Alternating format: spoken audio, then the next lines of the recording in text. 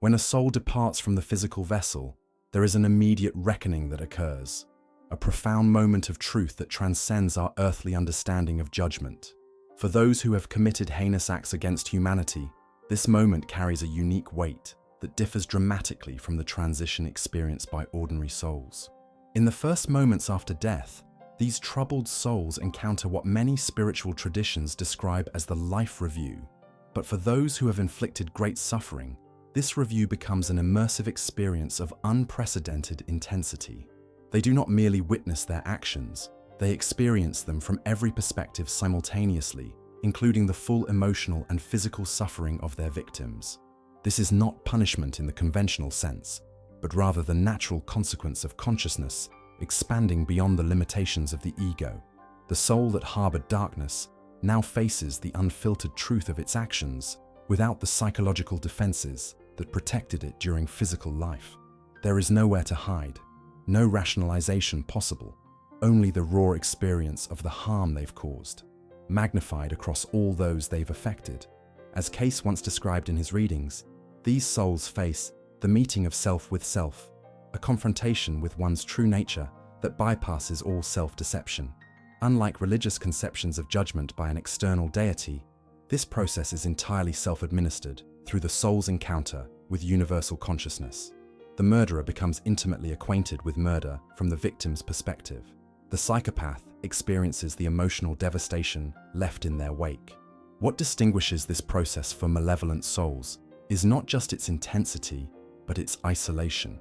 Where most transitioning souls are met by spiritual guides, loved ones, and sources of comfort, those who have committed atrocities often find themselves temporarily alone in their reckoning. This is not abandonment by the universe, but rather a necessary space for the initial confrontation with truth before any healing can begin. The spiritual realm operates on vibration and resonance. Souls naturally gravitate to dimensional planes that match their energetic signature.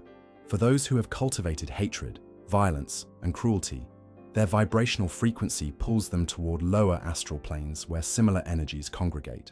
This is not a sentence handed down, but a natural law of spiritual physics, like seeking like. There exists a profound difference between those who committed evil acts while knowing they were wrong, and those with fundamental psychopathic disconnections who were incapable of empathy. The former carries the burden of choice, while the latter faces the deeper karmic implications of a soul that allowed itself to become so profoundly separated from universal love. In this immediate aftermath, there is no escape through denial or deflection. The awareness of one's actions becomes the entirety of experience. Some spiritual teachers describe this as a burning away of illusion, painful not because it is designed to punish, but because truth itself becomes painful when it contradicts the false identities we've constructed. For these souls, the judgment is not about condemnation, but rather classification, determining what path of spiritual rehabilitation will be required for the soul to eventually return to harmony with universal consciousness. The darker the deeds, the longer and more challenging this journey will be. The journey of malevolent souls continues beyond the initial judgment into what many spiritual traditions identify as lower vibrational realms, dimensional spaces that correspond directly to the consciousness level these souls cultivated during physical life. These are not places of arbitrary punishment, but rather environments that perfectly mirror the inner landscape these souls created through their choices and actions. What many religious traditions have symbolically described as hell is better understood as self-created states of consciousness that become externalized in the afterlife. These realms are not eternal punishments designed by a vengeful deity, but rather natural spiritual ecosystems where similar energetic patterns congregate and interact. They are temporary, albeit potentially long-lasting stations in the soul's evolutionary journey. The umbral zones, as they're called in some esoteric traditions, are characterized by darkness, isolation, and emotional density. These are not physical attributes, but spiritual conditions reflecting the soul's inner state. A murderer who killed in cold blood may find themselves in a dimension of profound isolation, experiencing the emotional desolation they inflicted on others. A manipulative psychopath might enter a realm where they become unable to influence or control anything, confronting their powerlessness in ways that directly challenge their core identity.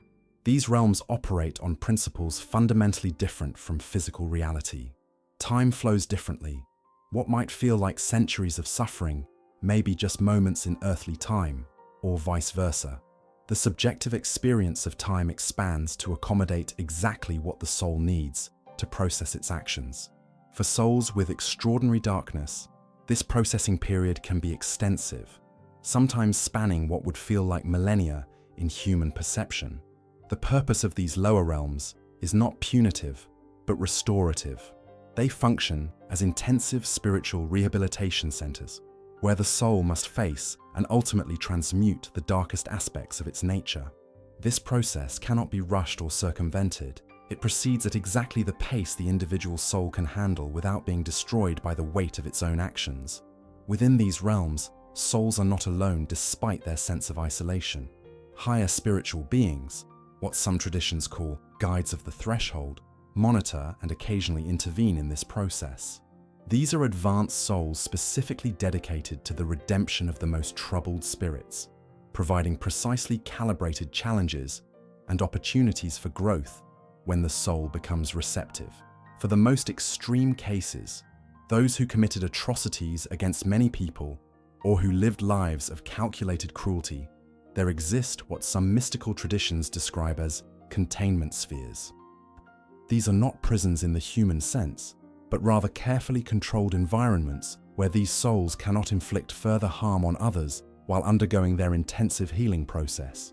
These souls, having demonstrated profound disregard for the free will of others, temporarily have certain aspects of their own agency restricted as a protective measure. The process within these realms involves reliving one's harmful actions from multiple perspectives, not just once, but repeatedly, until the full impact of these choices is thoroughly integrated into the soul's understanding.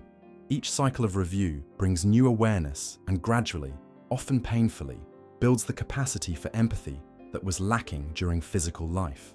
For souls with clinical psychopathy or sociopathy, this process addresses the fundamental disconnection between consciousness and compassion that characterize their earthly existence. These souls must rebuild neural and spiritual pathways to empathy that were either damaged or never developed during physical life. This reconstruction of the capacity for love and connection is perhaps the most challenging spiritual surgery possible. The lower realms are not defined by external tormentors, but by the soul's own discord with universal principles. The suffering experienced is the natural result of resistance to truth and love, the spiritual equivalent of muscle pain when rebuilding atrophied tissue. It persists exactly as long as necessary for the soul to recognize, accept, and begin transforming its nature. The relationship between consciousness and the soul takes on profound significance when we examine the spiritual condition of psychopaths and those who commit heinous acts against humanity. Rather than being soulless, as some might assume, these individuals experience what spiritual teachings describe as a severe disconnection or fragmentation between their eternal soul essence and their conscious personality.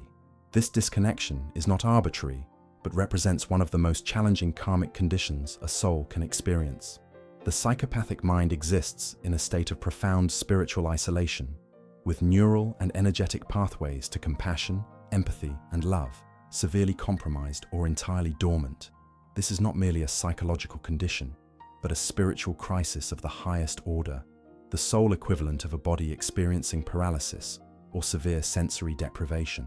What appears as an absence of conscience is actually a blockage in the communication between the higher self and the incarnated personality. The soul's wisdom and moral guidance cannot penetrate the dense layers of energetic blockage that have formed, either through karmic patterns carried from previous lifetimes or through severe trauma experienced in early development of the current life. The result is a human being who operates without access to the soul's guidance system, like a vehicle with its navigation and safety features disabled. Cayce's readings offer unique insights into this condition, describing it not as an absence of soul, but as a slumbering of the soul's expression. In trance states, he observed that these souls had often chosen particularly difficult incarnations, specifically to address profound karmic imbalances from past actions. Paradoxically, what appears as evil from the human perspective may sometimes represent a soul's attempt however misguided, to confront its darkest aspects through direct experience. The neurological basis of psychopathy, including reduced activity in the amygdala and prefrontal cortex areas associated with empathy and moral reasoning, has spiritual counterparts. These physical brain differences reflect energetic blockages in specific chakra centers, particularly the heart and crown chakras, which govern compassion and spiritual connection respectively. The physical manifestation follows the energetic pattern, not the reverse. When examining the energy field of individuals with psychopathic tendencies, spiritual healers and clairvoyants often report seeing distinctive patterns: fragmentation in the auric field, dark or stagnant energy around the heart center, and sometimes cord-like attachments to lower astral entities that reinforce and amplify destructive impulses. These are not merely metaphorical descriptions, but actual energetic conditions that can be perceived by those with developed spiritual sight. The question arises, do psychopaths choose this condition before incarnation? According to deeper spiritual teachings, souls sometimes volunteer for the most challenging karmic experiences imaginable, not to cause suffering, but to ultimately transform the darkest aspects of consciousness. However, once incarnated, the density of physical existence and the amnesia that accompanies birth often lead these souls to become lost in the very darkness they intended to transmute. This helps explain why traditional therapeutic approaches often fail with true psychopaths. The intervention needed is not merely psychological, but fundamentally spiritual, a reconnection of conscious personality with soul essence that transcends conventional treatment modalities. Without addressing the spiritual disconnection, superficial behavioral changes rarely take root. What appears as an absence of soul is actually a soul in profound distress, locked behind walls of its own creation, unable to express its inherent qualities of love and compassion. The psychopath suffers a form of spiritual amnesia far more profound than the normal forgetting that accompanies incarnation. They have not only forgotten their divine origin, but have lost access to the moral compass that connection provides.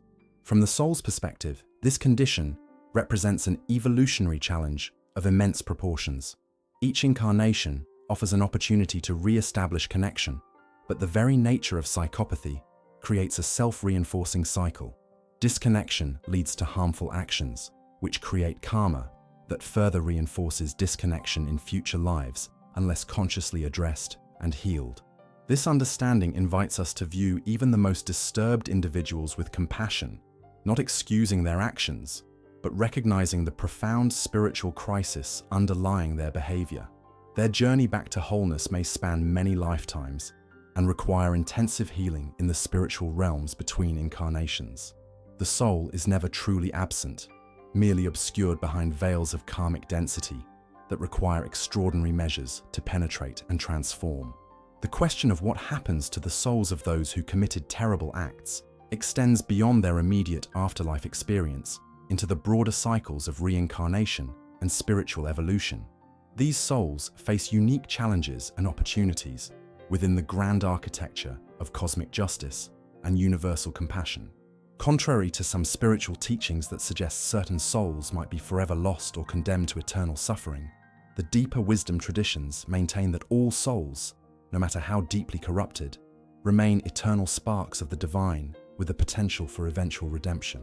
However, the path back to light for these souls follows specialized trajectories designed to address their specific karmic burdens. For souls who have inflicted great suffering, reincarnation is neither blocked nor automatic, but becomes a carefully orchestrated process supervised by advanced spiritual councils.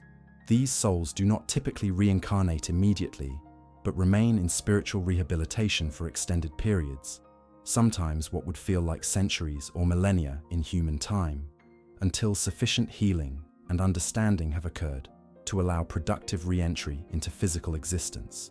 When these souls do return to physical form, they often incarnate into circumstances that directly reflect the suffering they once inflicted. This is not punishment, but spiritual symmetry. The soul experiences firsthand what it once caused others to endure. The murderer may experience the loss of loved ones. The torturer may live with chronic pain. The dictator who starved millions may know desperate hunger. These experiences are not random, but precisely calibrated opportunities to develop the empathy and compassion that were previously absent. Many spiritual traditions speak of karmic contracts, wherein souls who were once perpetrators and victims agree to exchange roles across multiple lifetimes to facilitate mutual healing. This represents not cosmic vengeance, but the soul's own recognition that to achieve wholeness, it must experience and transmute all aspects of the human condition, including suffering it once inflicted. Some of history's most compassionate individuals, those who dedicated their lives to alleviating suffering, were, according to esoteric teachings, souls who had previously caused great harm and were in advanced stages of their redemptive journey. Their extraordinary empathy stemmed not from innate goodness, but from the hard-won wisdom of having occupied both sides of the suffering equation across multiple incarnations. Does this mean there is no soul so corrupted it cannot eventually be redeemed? According to the deepest spiritual teachings, the answer is nuanced. While all souls retain their divine essence and potential for return to light, some become so entangled in darkness that the process of rehabilitation may extend beyond our comprehension of time. In the most extreme cases, aspects of the soul complex may undergo what mystical traditions call spiritual decomposition, not annihilation of the eternal soul spark, but a breaking down and reabsorption of corrupted energy patterns that can no longer be integrated into wholeness. Cayce's readings address this question directly, suggesting that even in cases of profound spiritual corruption, the universe preserves the sacred principle that no divine spark can ever be permanently extinguished. However, the soul's journey back to light might require such extensive reconstitution that the resulting consciousness would retain little connection to its former identity, a spiritual rebirth so complete that it constitutes, in practical terms, a new beginning. The cosmos appears designed with remarkable safeguards against the permanent loss of any soul. Even those who committed history's most horrific atrocities remain within the embrace of universal law, not exempt from consequences, but never beyond the reach of ultimate redemption. This represents not leniency toward evil, but recognition of the temporal nature of all darkness when viewed against the backdrop of eternity. For those currently embodied, this understanding carries profound implications.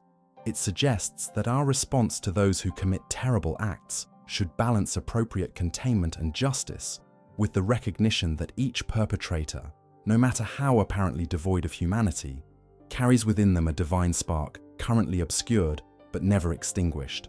Our justice systems, at their most enlightened, might be understood as temporary boundaries established to protect society, while the slower, deeper work of soul rehabilitation proceeds across multiple dimensions and lifetimes.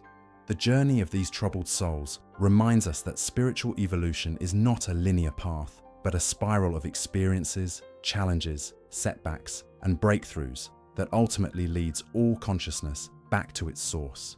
The timeline may vary dramatically, the paths may diverge widely, but the destination, reunion with universal consciousness, remains the birthright of every soul, even those who have temporarily lost their way in the darkest corridors of human experience.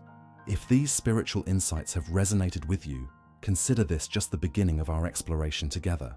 Subscribe now to receive more profound teachings that illuminate the mysteries beyond our physical existence. Share your thoughts, questions, or personal experiences in the comments below. Your perspective may help others on their spiritual path. Remember, understanding comes through connection and community. Click subscribe, join our spiritual family, and let's continue uncovering these cosmic truths together.